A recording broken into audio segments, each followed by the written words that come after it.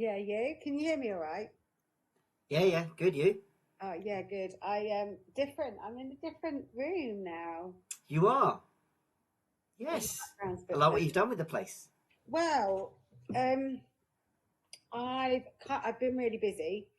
Uh-huh. Um, so I've been using like two rooms in my house. So Hmm. I kind of wanted to, just to be one space, and this is the bigger, better space. So yeah. How are How you? does it?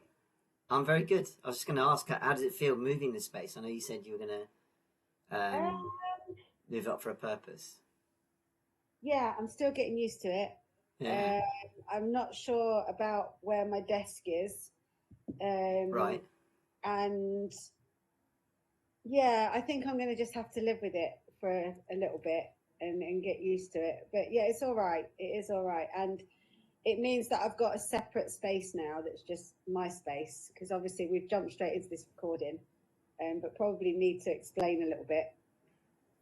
So obviously, my coaching path now has gone in a bit of a different direction with regards to doing cacao ceremonies and deep meditation and Reiki. And Hmm. it's gone bonkers, Vish.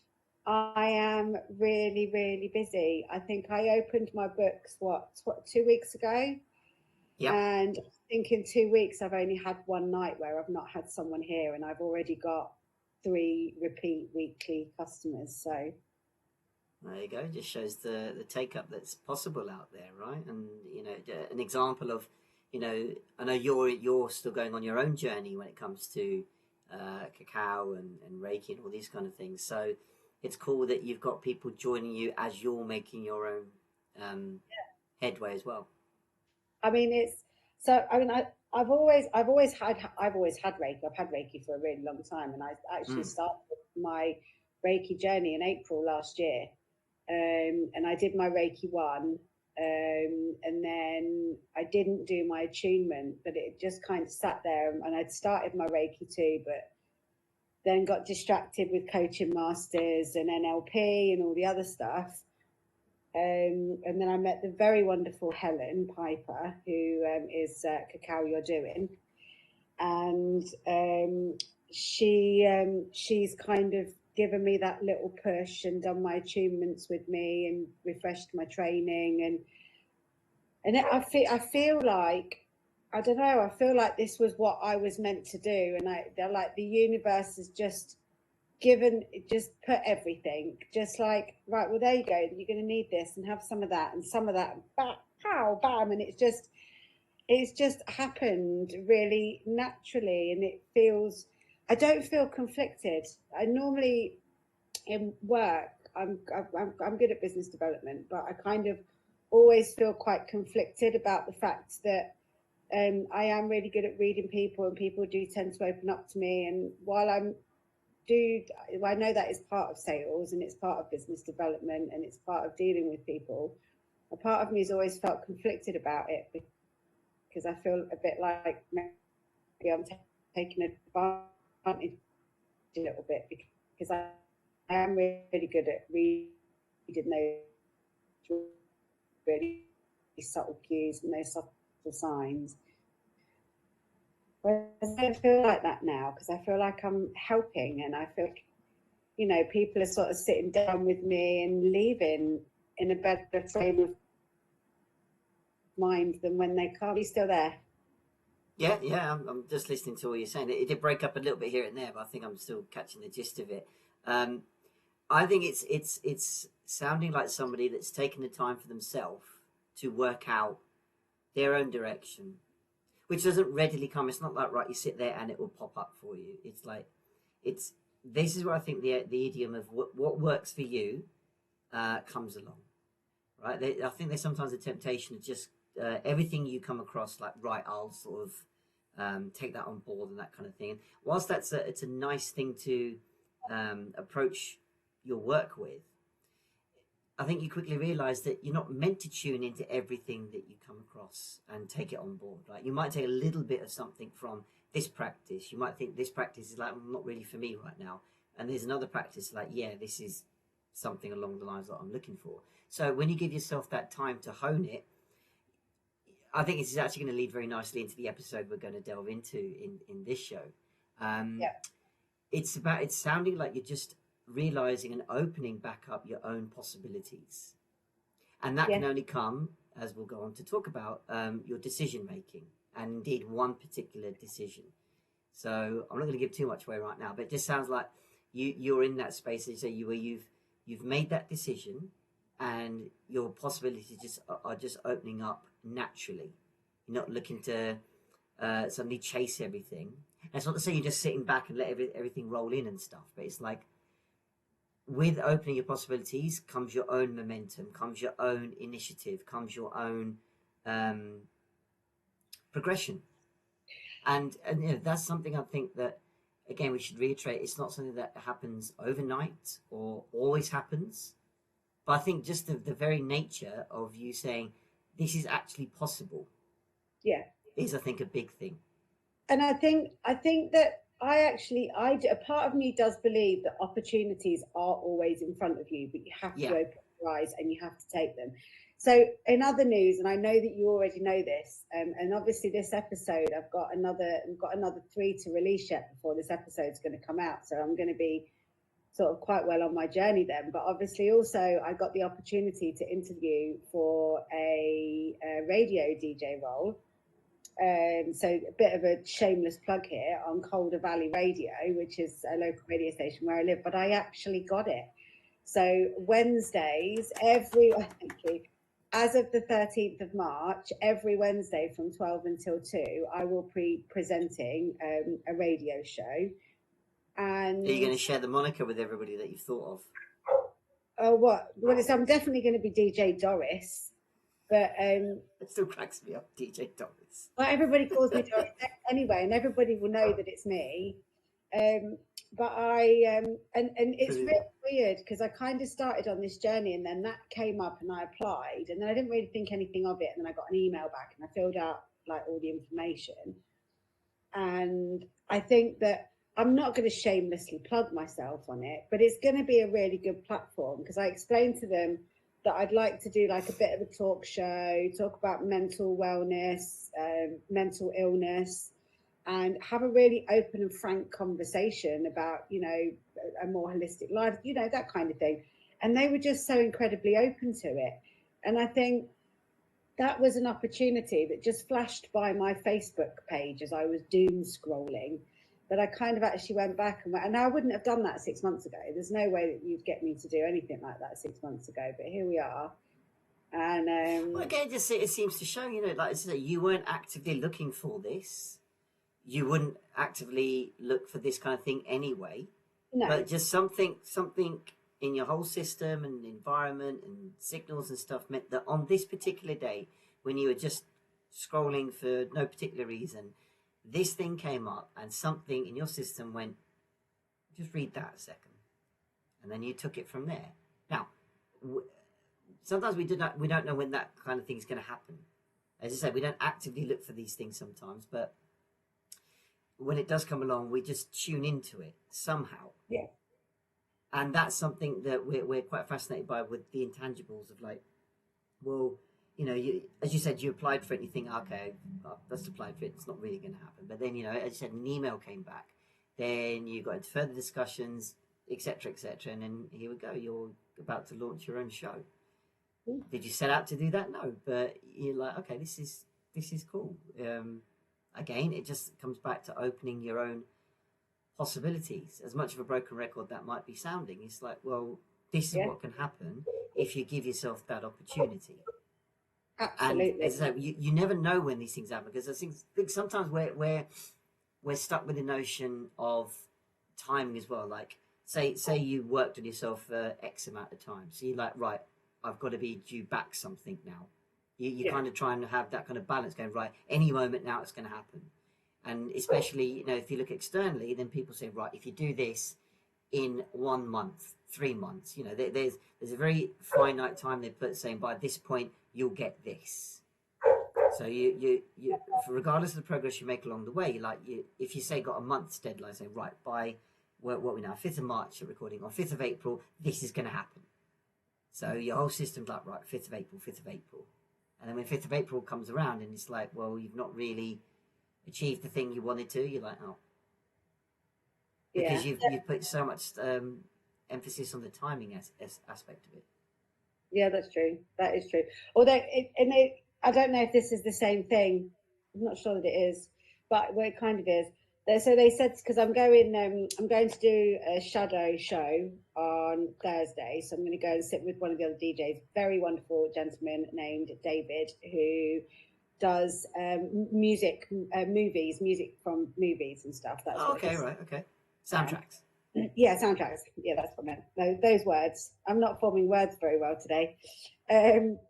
And then I'm shadowing another show Tuesday evening, which is more of a dance music show. And then they kind of said to me, so when do you want to start? So I was like, well, let's go for the 13th of March. First of all, it's my mum's birthday, so I thought that would be quite a nice way to start the show. Big shout out to my mum. And they were like, are you sure that's only next week? And I'm like, yeah, because I need that time frame. My brain needs a start time, and otherwise I'll just keep going and going and going, and eventually we'll be 3 weeks down the line. I still won't have started, and I'll have made it into something way bigger than actually what you want to act on it now, right? In the immediacy of the momentum and the moment, you're like, and then your mind's probably going, well, what is the point in waiting? A little part of your brain might be going, well, hang on, and say, set yourself, give yourself some time to settle into it. But then I guess the overwhelming part, we went like, what for? What are we waiting for? Yeah. I'll do a couple of shadows, you see what's going on, off we go. Do you want to act? That's how I feel. And I'm just like, right, actually, I just want to get going now. I kind of just want to do it because I kind of don't want to wait. And I've actually already got quite a list of people that want to come on as guests. So I'm excited. So yeah, you're going to take over the radio waves. Yeah, that's my news. That is my news for the last week. Oh, brilliant! I'm sure it's going to go well, and you'll enjoy it, and probably be a help to a lot of people as well if they tune in and hear some things that help them on their journey. All the better. Fingers crossed. So let's get on to the episode. So I've got a bit of a confession to make. Well, the episode that I sent you is not the episode that I thought it was. Oh, brilliant. You choose now to tell me. Well, I thought, right, do you know what I thought? Because normally, right, for anybody that's listening, that's background, so normally each one of us takes turns to pick a show, and then we usually have a bit of a chat before we start recording. And we don't talk about what we're going to talk about, but we do normally have 5 or 10 minutes before we start, just a bit of a hello, how you doing? But I kind of suggested to Vish before this session that we just go straight into recording without our normal little bit of time before. And he was like, oh, you're like, this would be interesting. So I kind of wanted to tell you as we were recording that, you know me, normally I do listen to my podcast before we come on and talk about them a couple of times at least, because I really like to take it in. And the podcast that I thought I'd sent you, I have listened to about 3 times. So then I thought, what I'll do this morning, while I'm sort of pottering around and sorting the house out and getting myself ready, I'll just pop it on and listen to it. And as it started playing at about 9:30, I thought, this isn't the podcast that I'm listening to. So normally I've got some really cracking insight because I've really digested it. And I have listened to this episode, but only once and only this morning. So I think things just got more interesting then. Yeah, but do you know what?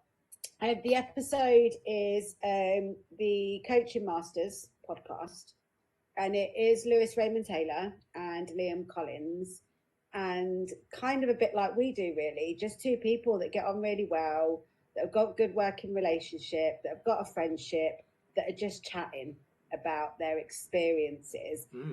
And actually, fortunately, there is a lot of what they say that they talk about that I've heard before on Coach Flicks or in the accreditation training. So actually, when I'm not totally blind on this one, but I was walking around chuckling to myself this morning because I thought I can either tell you that this isn't the episode that I thought it was, and I've only listened to it once, and you can say, oh, well, we can leave it this week because we've got some backup ones, or we can just run with it ad hoc and just see what happens. So here we are. Here we are indeed, right? So this was my first time listening to it, and one thing I noticed straight off is that it felt very kind of, whereas the other podcasts went on a range of topics and perspectives and stuff like that, I felt this one stuck to 2 or 3 key pieces and expanded on them between the two of them, which made for, like, you know, about 50 odd minutes worth of conversation that they were trying to get a good message over. I like the ethos of the episode. I think they at some points, I think they tried to be not controversial, but they were trying to buck the trend of what people have been exposed to previously. But even within that, I'm like, okay, I didn't find myself agreeing necessarily with it. I think they were like hitting upon a good point. Are you talking about? Sure. Are you talking about the it's okay not to be okay bit? That's exactly it. Yeah, do you know what? It's really funny because I had a session last night, a coaching session last night, and we did a cacao and then coaching session because I'm finding that the two work really well together. And we were kind of saying, or I was kind of saying, that it is okay to, how we put it was, it's okay to not be okay. Just don't unpack and stay there. Like, just think of it as passing through a train station. Don't get off. Just keep going. But, you know, it's all right. And I do kind of get it because I think a part of me does think that we have absolutely put a lot of emphasis on it's okay not to be okay. And it's all right to feel shit and it's all right to talk about it. But actually, some people with that mentality can find themselves stuck and stagnant in that spot. And actually, some people do need to be told, right, that's enough now. Stop feeling sorry for yourself and move forward, because you can make that decision to actually, you know, turn this into find something in it, whether that be helping other people through the same situation, or, you know, ultimately whether it pushes you into a newer situation that you look back and go, shit, I'm glad that happened, because if that hadn't happened, I wouldn't be there. And I think I kind of agree with them. I kind of think that everybody is so emphasized or pushed towards it's okay to not be okay, it's okay to talk, that we forget that outside of that, you need to come back. You need to come back from it. And I think it's very easy to get stuck when people keep telling you that it's okay. I'm guilty of it. I've done it. You know, I've sat and wallowed for weeks. My mental health deteriorated so badly at points that I've not left the house for 6 weeks, and I've kept my curtains closed and all the rest of it. And that's me telling myself it's okay to be okay. And I mean, I know that's probably a very extreme end of the spectrum, but equally, if now I don't tell myself it's okay to be okay and I wallow anymore, I tell myself it's all right to have a bad day, but we're not going to let that drag into tomorrow, and we're going to let today be today, and tomorrow is a fresh start. So don't live there. So I think indeed that last bit there is, I guess, the lines of where I came from when I was listening to it, of like, again, the point I think they're making is valid in general. And again, I'm trying to stay away from saying valid and invalid, and ironically I just said invalid. But I guess when I hear the terms of like, okay, you gotta, you know, not stay there and snap out of it, and, you know, it's okay to be okay, but you got to move on type things. Like, yeah, but I think the bit that people may forget is that period of time is different for everybody. And in the immediacy, someone that's just starting off, and like this could be any situation where they find themselves down or you know, experiencing emotions they don't think they should be feeling. For us to say it's okay to not be okay, I think it's coming from the place of like, you don't have to resort to suppression and ignoring what you're naturally feeling. So that's a good first step, to accept what's going on, observe and accept, right? Then I think it's that period of time between, right, see, experience what's going on, it's all right, and then, as I say, sort of snap out of it and like, bring yourself back, that kind of thing. That lag time, I think, can only happen with practice, compassion, and also giving Agree. yourself the message of, if you're feeling like shit, it's okay. Now, the reason I say that, and is to emphasize the former part of the message of it's okay not to be okay, is that, first of all, your system is free of that, like, right, I've got to repress this shit, because that's an action of your subconscious. It's got to protect you from dying. Then it's Mm. like, right, what needs are need fulfilling here? So when we're typically down and we get the message of it's okay to be okay, whether someone tells us or we're telling ourselves, that enables us to process what we're feeling by meeting a human need. And that human need of ours is certainty and control and significance and ego. So the certainty comes from like, right, I know I feel crap right now.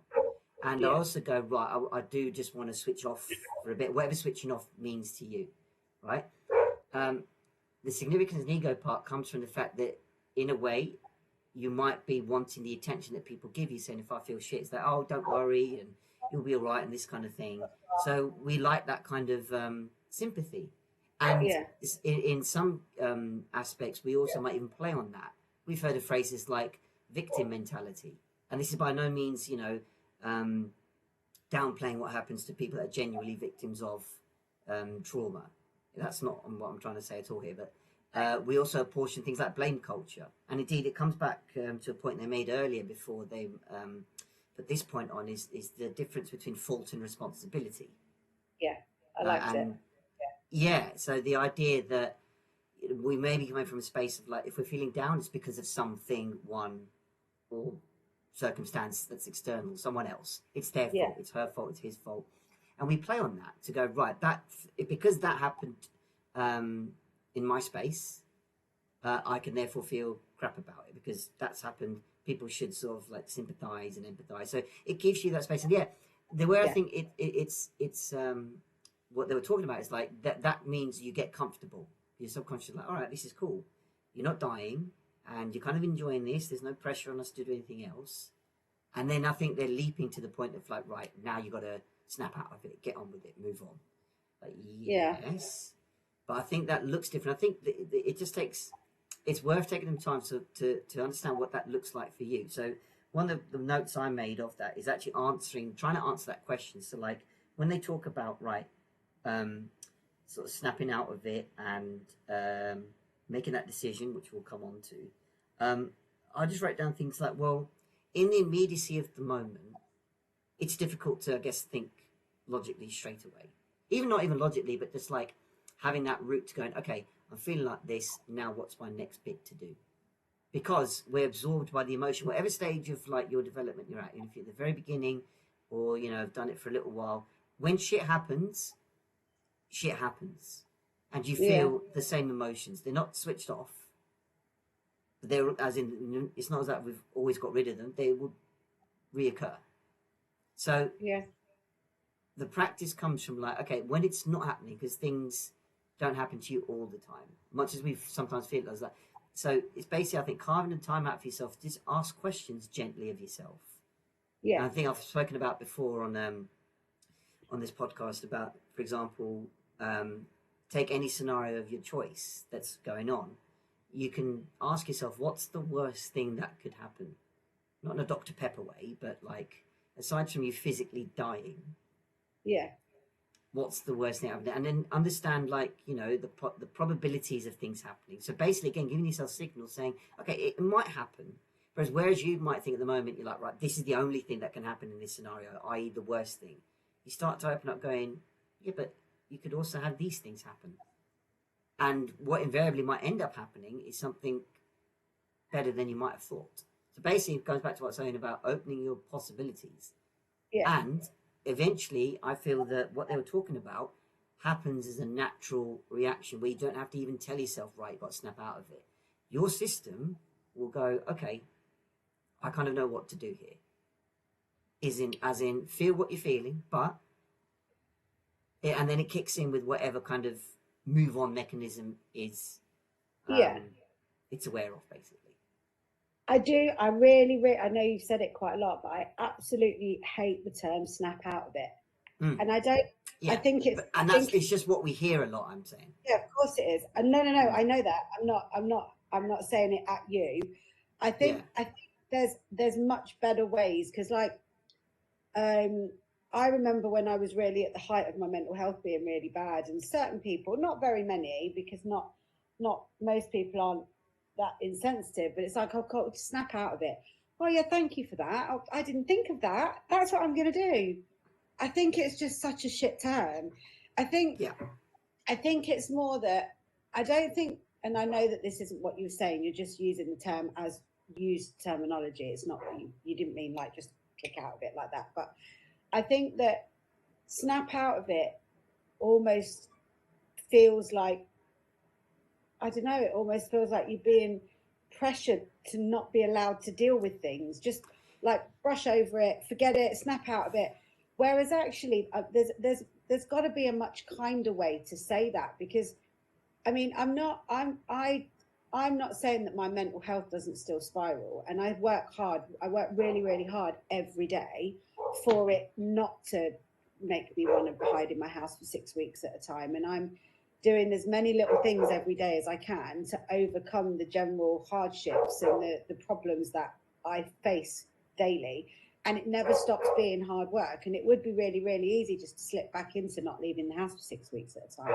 I could see how that could become something to do, but it's not that I'm trying. There must be a kinder way to say to people, you know, you can have bad days, but just don't let them spread into more than. I'm going to have to go and see what my dog's barking at, because she No, go hasn't for been it. for this long. Go Sorry, ahead. guys. Give me a sec. Back in a second. What are you barking Should we just listen in? What's going on? It's gone quiet. Sorry, I know for those listening, it's like, what is going on? There is nothing going on at the moment. Angie's just seen to a dog that was barking at something. So, oh, she's on the way back. Here we go.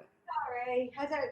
Do you know what? I don't let them in the living room when I'm not down there, but I've let them in the living room so they can look out the window. They've just like got the kitchen and the radio on and stuff, but obviously Gotta keep him watch. they. Watchdog. Really. Oh God, sorry about that. It's all Okay. good. It's all good. You made a good point of you know, what's the kind of way that we can convey the same kind of message without, you know, sounding harsh to people. I think that the word that's key here is that kindness element. Yeah. That's going to look different to everybody in their own way, because sometimes it's you telling yourself to be kind to yourself, and sometimes it's other people repeating that. I think the very notion where you start off of, well, this is where I think the message is key, of saying it's okay. So first of all, you're accepting what you feel. You're not repressing. You're not ignoring. Yeah. The antithesis of the snap out of it element is, I think that the way to, when we say snap out of it or move on, you're conveying this message of, right, first of all, you're feeling shit for whatever reason, you know, whether, I don't know, you've lost your job, it's a breakup, whatever's going on. So first of all, the person is feeling shit about that anyway. Now you come along saying snap out of it is basically you saying, right, you're feeling shit, but it's not okay to feel bad about feeling bad.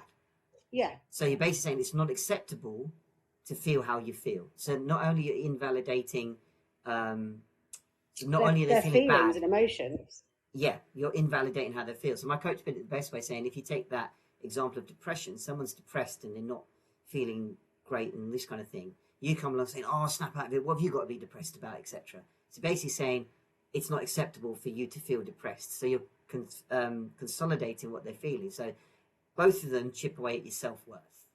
Yeah. So even that very notion of telling somebody it's all right gives them that, like, even it's a simple phrase of like, it's okay. It just gives them a little bit of lightness, I think. And then from there, it gives them the platform to go, okay, some people might not want to talk about it. You know, we all, I think a lot of us mean well. So like, you know, I'm here for you, you know, if you want to talk, you know, we can share and listen. Again, I think a lot of us, and just by natural, the way we just naturally do things, like we tend to try and give advice unsolicited sometimes. Again, we mean well, but sometimes someone just maybe just wants to be listened to. Because even by that very notion, that's the thing that's got them down. That like no one, I don't seem to be heard, which as a human being is a tough thing to experience, because that's one of our core human needs: connection and significance. So how do we become kinder? It's things like, offering an ear to talk, giving them the opportunity to ask questions or to express what they feel, because ultimately it will be down to the person themselves of what they want to do. As much as we say, you should do this and do that, and again, we a lot of us mean well, but ultimately it's up to the person. And something that they repeated a lot for the episode is about responsibility. Yeah. Taking that responsibility. Yeah. Because it's only going to be down to you. I've just written that down actually as you was talking, and I've just put, take stock. Yes. Respect yourself, be kind to yourself, but take responsibility for your actions. Yes. So I here's a little trick. Again, I might have said this before, but worth repeating here. Funnily enough, my coach used it this week. So we intermittently change the word and but in sentences. Right. Again, explain that. Why? So this is something, again, we all ordinarily do, and we're not saying like we're all wrong, or but the way you treat it is saying, my coach gave me the example of, imagine you're in a job assessment. It's your yearly assessment with your boss. You're sitting in his office, or his or her office, I should say, and you talk about your yearly performance. So usually they start with, this is what went well, this is your strengths, this is your achievements, this is your good bits. And then they move on to feedback or development points or areas of weakness, whatever phrasing you want. Usually between the two sections, they'll use the words like but or however. Again, very, very sort of ordinary language. But what our brains do is we forget all the good bit. We listen to ourselves being praised. We're not maybe comfortable. It's like, yeah. And we tune in more to what people said about me. What have I done wrong? Or like, what's the development point? So basically forget all the good bits and you concentrate on the bad bits, because you take, your brain goes, right, that my sort of cutoff point is when the word but gets said. So, we've all heard the phrase, there's a but in the sentence here, because we're just wary, like, okay, what's going to happen? So what the context here is that we're telling people it's okay to not be okay, and it's all right to accept how you feel, but you got to snap out of it, or but you got to move on, but you got to do this. So people even forget the former, because they're like, oh, well, I've got to sort of be geared into action here, but I've got to take your own responsibility. True, so but if we flip it to and, both parts of the sentence are valid. It's okay to feel how you feel. It's okay to process your own emotions in the time you want. And at the same time, you can find your own way through and open your possibilities. Even stemmed away from going, and you got to take responsibility. Because I think that you taking your responsibility will happen to you automatically, so that you don't even have to tell yourself that. You can remind yourself in sort of passing, going, yeah, I'm taking my own responsibility here. So it's actually an assertive assumption, not someone telling you got to take responsibility. Yeah. See, I don't know if that came across right, but it's just that little tweak where you're validating both sides. Yeah, no, it definitely did. I mean, it's amazing, isn't it, that 3 little letters can make such a significant change to a sentence, making you feel like shit, or actually giving you some positivity to move forward. Indeed. And I think maybe people think, listening or watching this, going, aren't we just tricking ourselves? Like we're just using, grammatical trickery to go, well, I'm kind of kidding myself. It's like, well, if you give yourself a moment to go, yeah, if you think about it, you may be experiencing scenarios where, you do just contemplate what someone says, or even yourself saying after the word but. It's a moment you catch yourself going, oh yeah, actually, maybe that is going on. So it's a chance for us to go, Well, we can consider both parts, which in itself is a practice. That and not but sort of changing around. It's just a practice. You might listen it to go, oh, I'm not sure that's for me. That's cool. It's just an example of opening possibilities. And, we're, versed in the background, Angie and I, of NLP, neuro-linguistic programming, the idea that, the language we use of ourselves plays a significant part in our development journeys. So this is something that's borrowed from that world of what that does may be more powerful than you might readily think, because it's giving yourself the signals that this is another way we can process the way we're feeling. Because at the moment we may be in a space of like, this is the only way I know to process things. So that's why we get stuck in things like victim mentality, a blame culture, because this is, and again, a phrase they use throughout the show, this is happening to me, not for me. And again, we'll talk about that in a sec. But if you're just in that habit of like, when shit happens, you're like, oh, everyone else's fault, isn't it? And you basically get off on that. We all of us like that adulation and attention when we get from being a victim. But then it's up to us to go, okay, now I'm going to take my own responsibility. Not because I've been told, but that's what I'm going to do. I mean, it's something that I actually find myself saying to quite a lot of my clients, is that if you wake up in the morning and you stub your toe and you go, oh my God, that hurt, fucking bed, shit this, that is it. The rest of your day is going to crap, and you are going to be saying it for the next 24 hours. I knew today was going to be a shit day when I woke up this morning and stubbed my toe. Simple. Because I just gave someone a book to read, and it's called As a Man Thinketh. And it was written years and years and years ago. And it's about saying that you control. You have, basically what it says is that you have full control of how your day, your life, everything pans out. If you wake up in the morning and you stub your toe and you hop around laughing hysterically, going, oh my God, oh my God, oh my God, you're more likely still going to have a great day, because you're not going to start your day on that negative note. And you're shouting at an inanimate object that ultimately you've walked into. Take responsibility for the fact that you've stubbed your toe. Have a laugh about it, hop around. It's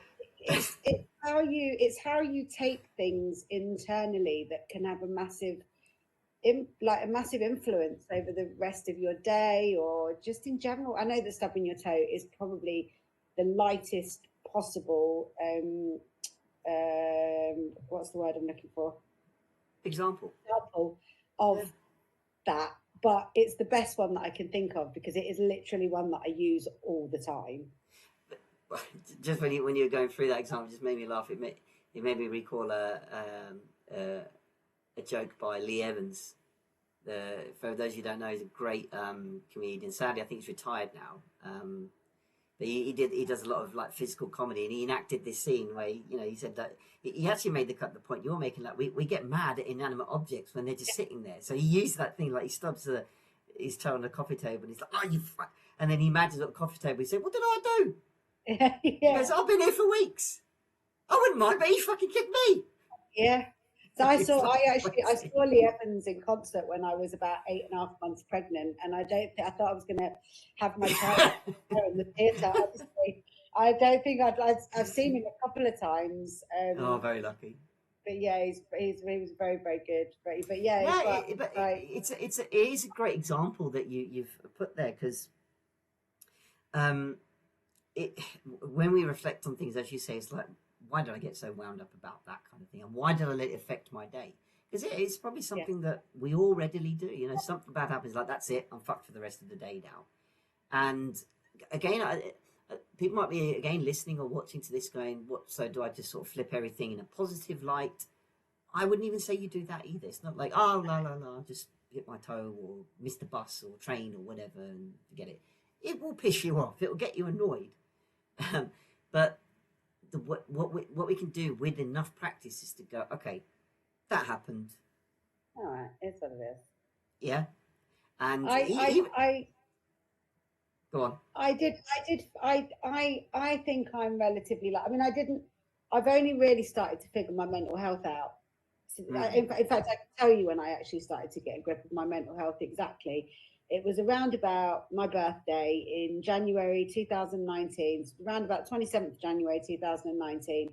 Hmm. which was when I really started to take responsibility for my mental health and actually started saying to people, I can't keep sitting here telling you all how shit I'm feeling when I'm not actually doing anything about it myself, because I'm dragging you all on this perpetual cycle with me, Hmm. disappearing for weeks on end, feeling sorry for myself, hating life. If the slightest little thing goes wrong, I lose my shit. And don't get me wrong, I still really struggle with that.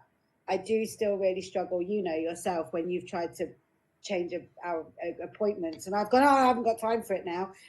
I do still struggle with it, but I'm working on it and I'm actively working on it. And I always, and I apologize to you straight away. I said, look, I'm really sorry. This is just one of my things that my mental health really struggles with, but I'm really, really working on it. And I'm grateful that I discovered it when I did. I wish I'd figured it out sooner. Is that, you know, I do, if something really important is going on, like I'd got a couple of interviews for some bits and pieces, and the first one didn't happen, but they didn't let me know that it wasn't going to happen. And then the second one didn't happen, and they didn't even let me know, and I had to ring and chase them. And I found that incredibly difficult to deal with because they were quite important interviews, and I'd got myself really psyched up for them, and I hadn't really slept the night before.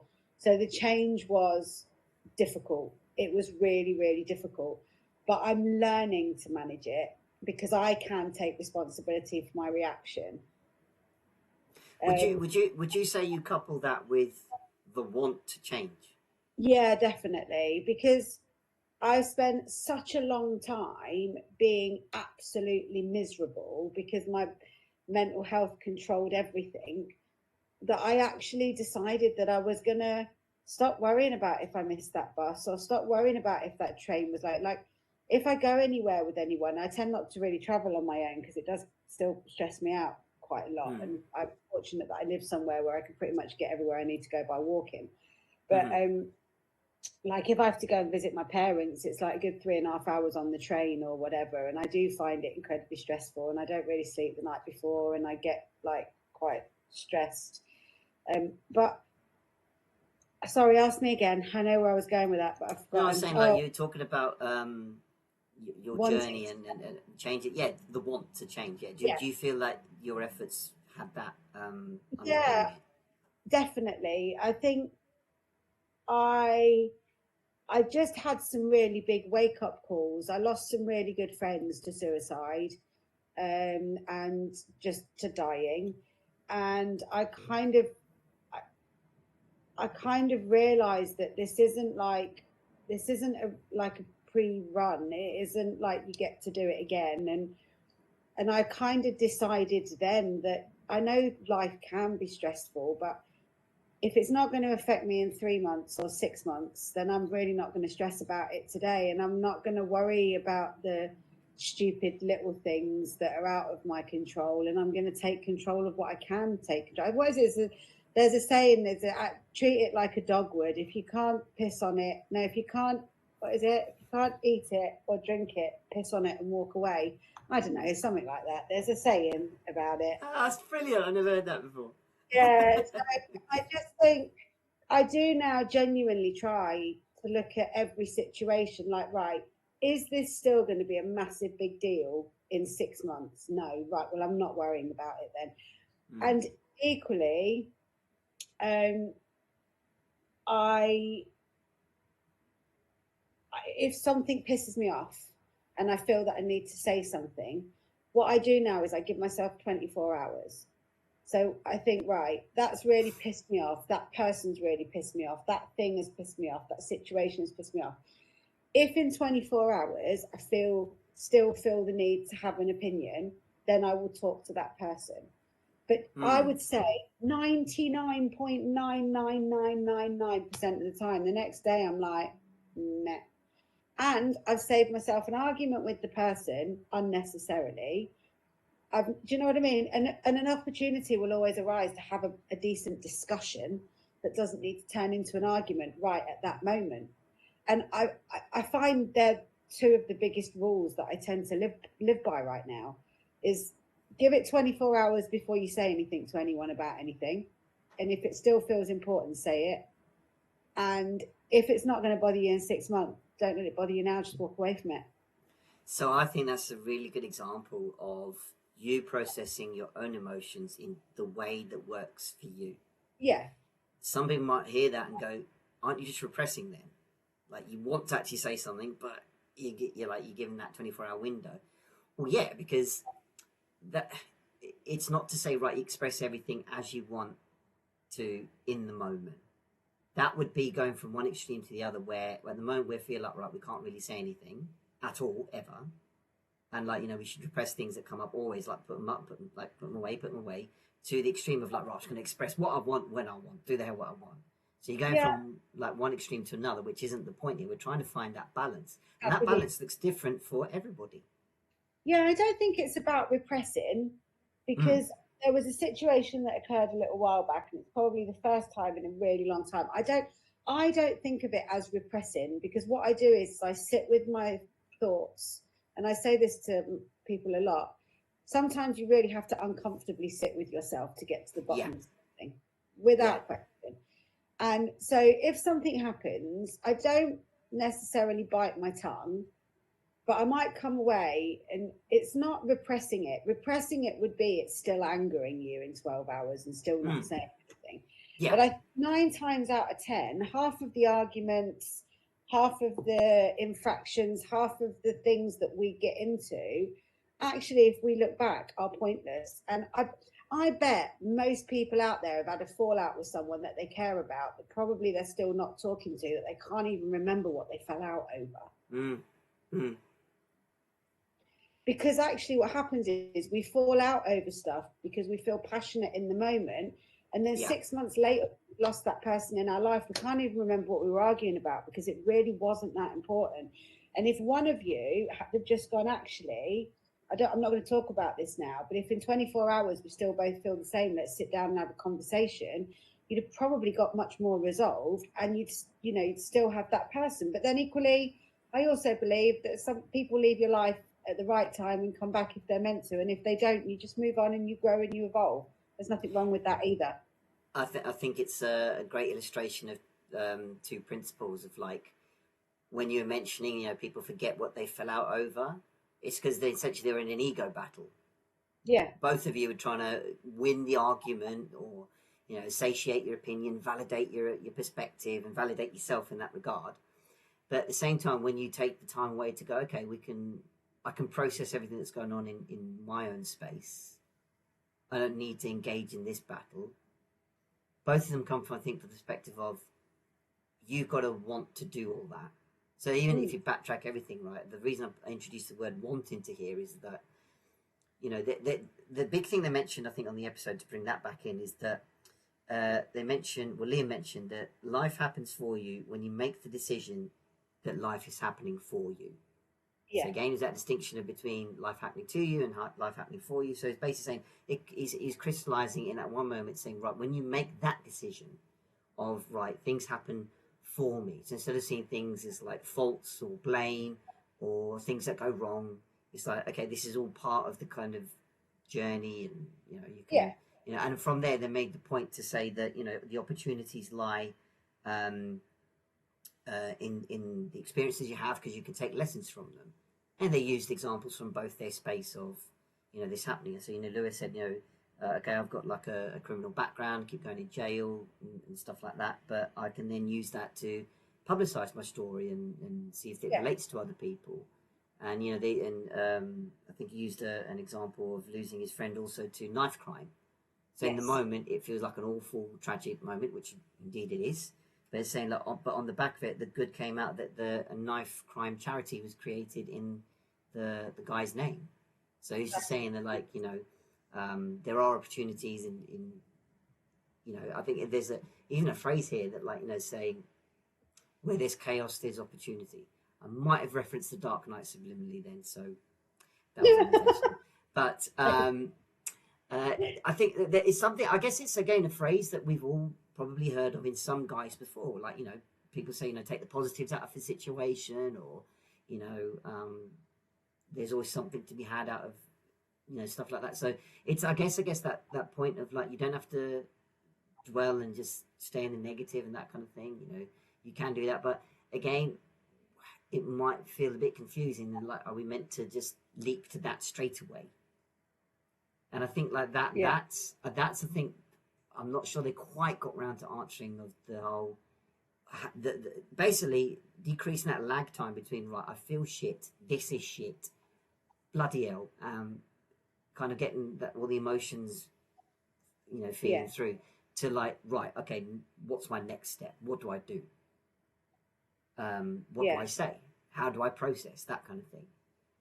Yeah. So the situation, it was a while back now, and I was put in a situation where I got given some information about someone, and I hmm, actually kind of stopped them and said, right, please don't tell me anymore. okay, You need to go and talk to this person, and I really can't get involved. And I did. I mean, I speak to mum and dad about everything. I spoke to mum and dad about it, and I said to mum and dad, so I'm just going to sit with it for 24 hours, and hmm, I'm going to see how I feel. And actually, the next day, I still felt as annoyed, and I felt that it needed to be addressed. So I went and spoke to the person, but I definitely did it in a much better way after thinking about it and walking in with a clear head than I yeah, probably would have done if I'd have gone steaming in the day before. So definitely not suppressing, but most certainly processing the information. And I think it's just taken me a long time to get there, but I'm grateful that I have. absolutely, and that's a key word there. I think again, time. For Yeah, some people, it'd be a short period. Some people, it'd be longer. And the balance, I guess, we're all trying to find is what does that look like for us? So that yes, we don't want to dwell in situations for any longer periods of time. We might be doing that out of just that's what we've always done, and that's when we are then prone to listening to externals saying move on and take your own responsibility. They all sound good. We can process the very words, like I can hear yeah, them, but are we doing anything about it? To give another bit of context here, it may be the same like when we're listening to things that sound good to us. Let's say in the health space, for example, you should yeah, try this diet, try this exercise, try this. This will be good for you, and people give you the valid reasons. mhm, It'll benefit your mental health, your physical health, all these kind of things. It will sort of help you in the future to prevent any long term issues, yeah, etc. So the words sound valid and everything. They all sound good, but until you start saying them to you from yourself, going, "Yeah, I'm doing this thing because of reason X, Y, Z." That's the difference. So people go, "All right, smart ass. How do you start saying that?" Well, I think it's a collation of all the things we said, right? So the acceptance is the one thing. The okay to not be okay is a good first step. The next part then is actually determined by you. You've got to want to go, right, do I want to do something about this? Now, yeah, if you don't feel you want to, that's also okay. You don't need to bully yourself or go, look at me, I'm a knobhead, I should be doing something, but no, I'm just wallowing that. And remember, this is all subliminal. This isn't like a running commentary going on. It might feel like it because your subconscious goes, yeah, but let's just sort of dwell on this for a bit, and it is everyone's fault. It's like, yeah, yeah, yeah, that kind of dialogue going on. But then, as I say, with enough practice to go, okay, as Andrew's really well articulated, giving yourself the time to go, okay, what's actually going on here? Not repressing, just understanding it more. It's yeah, about the curiosity about yourself. Indeed, like if you imagine it was, say, your friend or someone close to you, you might have the worry or the curiosity of like, I want to like help them, I want to find out what's going on. Until you ask that of yourself, that's going to look different to you. So it could maybe you sit down in a quiet time and space and ask yourself about things, not ruminate over it for ages, not over analyzing it, but just being um, honest with yourself. What is yeah. um, what's beyond the symptom that's going on? Because my space talks about the fact that the symptoms we see on a daily level, there's always something underneath it, Of course there and is. that Yeah, and that's only something you can answer. You can ask yourself gentle questions, saying like, "Oh, how come that seemed to piss me off?" It just those kind of reasons to give you more of an answer. And some of the things that you might find might sound counterintuitive to you on first glance, of like, "No, it can't be that," or like, "That doesn't make sense." But it's giving that practice to go, okay, does that keep happening? What's going on there? And then you start to give yourself signals, answers that your subconscious tunes into, going, "Oh, this is what you're trying to do here." There might be, say, a fear. There might be, say, a reluctance. There might be something you don't understand that you need more, which is okay. So that you can use that to go, okay, that's where I can explore further. And by doing all that, Yeah. your reactions become more automatic, to the sense of like, okay, instead of me just defaulting to blame mentality or blame culture or victim mentality, I can go, okay, I can take my own responsibility here. And even that notion sounds counterintuitive, because we're in the habit of going, well, it's their fault, isn't it? So it's their responsibility. But when you take your own, it's just Yeah. the I mean, I steps that you think, piece together. sorry, you're really lagging my end. I thought you'd finished talking. I apologise. I didn't mean, I No, apologise. no, I all didn't mean good. to. No, you carry on, all good. I think one of the things that I've learned in coaching, one of the probably the most important lessons, is that 9 times out of 10, we've got all the answers that we need to all of the stuff that's frustrating us. Bang. We just need somebody to listen. And I do this a lot with my clients, and I've noticed that if you just give people an opportunity to talk enough and hold space for them to talk, people will work their way to their own answer and their own realization. And it's quite nice watching people go through that process, and then watching the penny drop as they've just sat and worked it all out by themselves. And all they've needed was just an ear, just a genuine ear, somebody to hold space so that they could have a conversation. I mean, some of my clients at the moment are friends, and it's not been a difficult transition for me to draw the line in between friendship and working with the Reiki and the coaching and stuff. But it equally is one where normally you'd converse with people as friends do and you'd sit. Whereas Mm. when it's a work setting, it's very much not talking about me, but just listening and holding space. And Mm. it's it's massively changed some of my relationships for the better. Well, I think it harks back to the point we were making about before, but like, we're all tempted in whatever guise we are to give advice, to give an Yeah, answer. But a real key quality here is that, as you said, just listen. yeah, There's a bit of you going, yeah, but I want to give them the answer, give them advice and stuff like that. And that behavior in itself says something about us. Like, do we have a white knight mentality? Where's that coming from? So it's an opportunity to ask ourselves about it if we're feeling that. I was guilty of that, years ago, of like, I want to try and fix everybody and yeah. that kind of thing. And equally, we don't listen and actually hear. We listen to Yes. respond. We Yeah. listen to Yeah. Yeah. reply.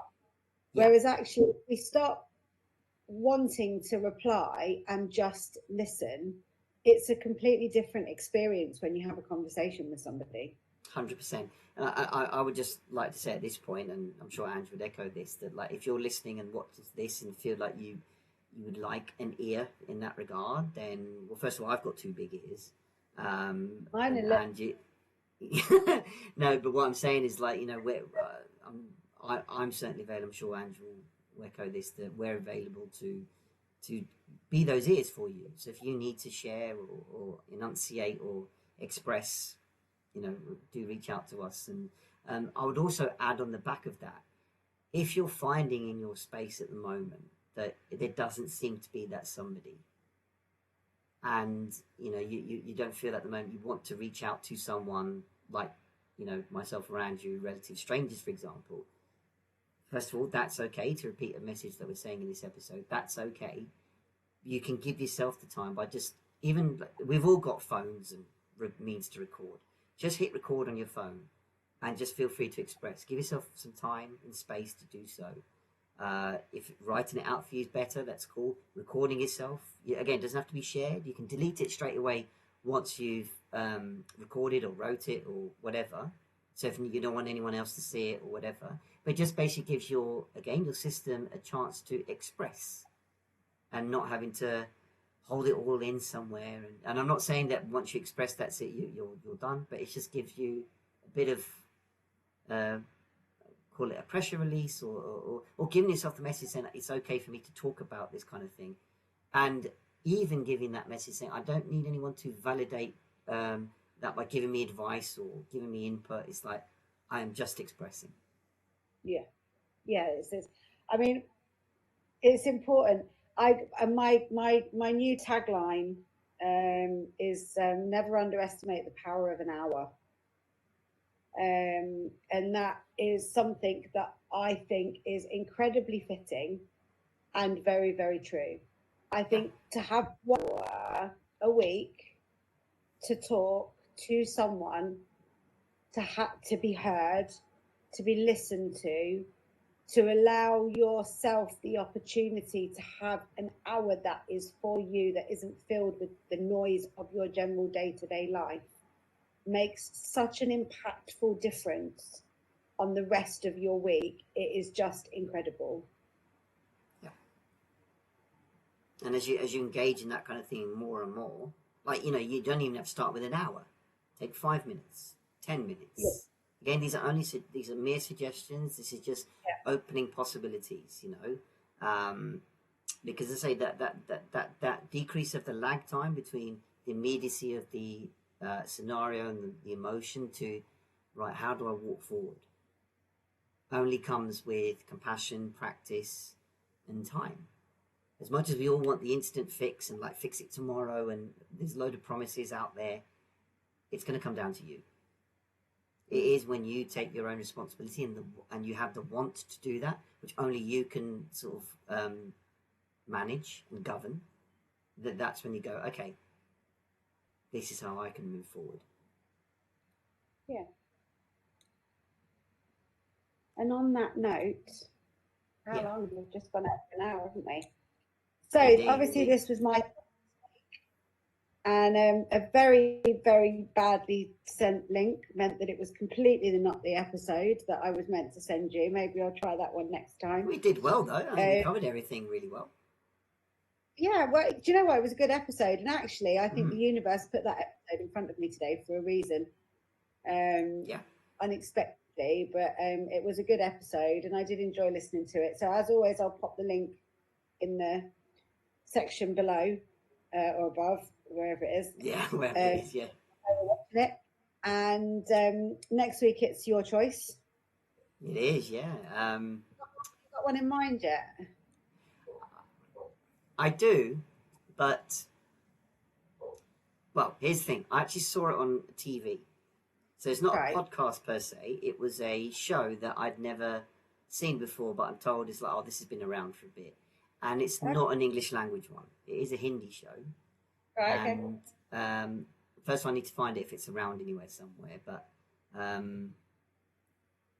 if not that, then I'll have a couple of choices knocking about. But I think we should change the format a little bit, and I think we should tell people at the end of the episode what the next one is that we're going to watch, so that people can watch it. What do you think? Oh, in advance, like we do.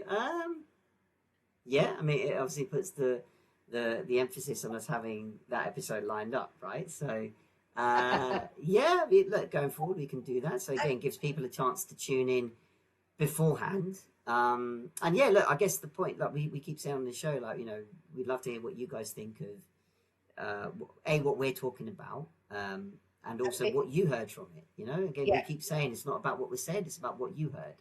So, you know, if that means you can then listen to this week's episode and have your own input already, brilliant. You know, it means that people can reach out to us. Mind you, we will have already pre-recorded the episode beforehand, but it would because we're about 3 weeks ahead, aren't we? Something like that, yeah. Yeah, so but you know, it does mean that, like, you know, say next week we shared the next episode's link, people can watch it, and by the time we get to record it, we'll have maybe had some input which we can refer to when we talk about it on the show itself. Yeah, I think that might work. We could try it. Try it, why not? This is you know, we keep kind of building this thing as we're going along, right? And you know, so that if it means that we get more input and insight from people, that's exactly what it's about. That's what an echo is, right? You know, you put it out there and things come back to you. So I'm all for it. Cool. Okay. I just need to go and find my episode now. Well, we'll start it next week. Yeah, we'll do that. Cool. All right then. This has been the podcast Echo. Remember, it's not about what was said; it's about what you heard. And we'll catch you on the next one. Yeah. Bye bye.